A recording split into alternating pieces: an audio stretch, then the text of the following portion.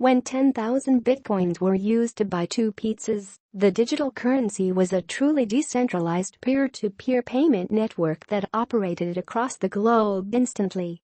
Today, the price has risen nearly 1,000,000-fold, but the network is no longer quite as functional as it was back in those days.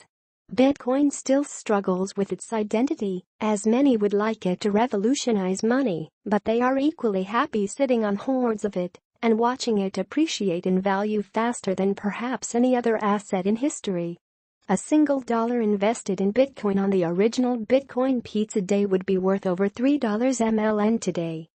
While upgrades have been made to Bitcoin along the way, it looks like Bitcoin is becoming less of a payment network and is instead evolving into digital gold. The failure of SegWit2x, which aimed to decrease transaction costs and improve confirmation speed, failed for a number of reasons. Some of them were good, and some were mere straw men.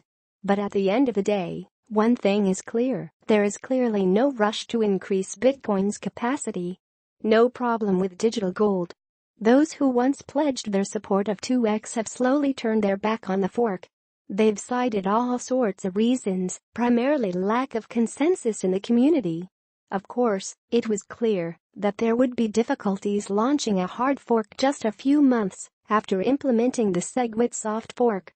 But the failure of the community and the Bitcoin development team to express any sense of urgency at fixing the scalability issue has had lasting effects. In fact, it has seriously skewed the way people now view Bitcoin. Because of developers' apathy when it comes to speeding transactions and lowering fees, the Bitcoin network has become much less useful as a payment network.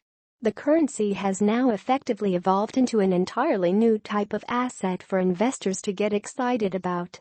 Progress has been made in advancing its investability with the announcement of futures and the backing of a number of Wall Street investors, but when it has come to its retail adoption and bettering as a payment method, things have been sluggish. Digital marketing agency Cooperatize.com's co-founder Roger Wu puts it quite simply: the biggest thing is, are people willing to pay in Bitcoin? Wu said, "The reality is that most of our customers are other businesses, and other businesses don't use Bitcoin. And of course, this is also a two-edged sword, as if people are not willing to spend their Bitcoin, then merchants will not raise to make it a reality, which will again give people no reason to spend their digital gold.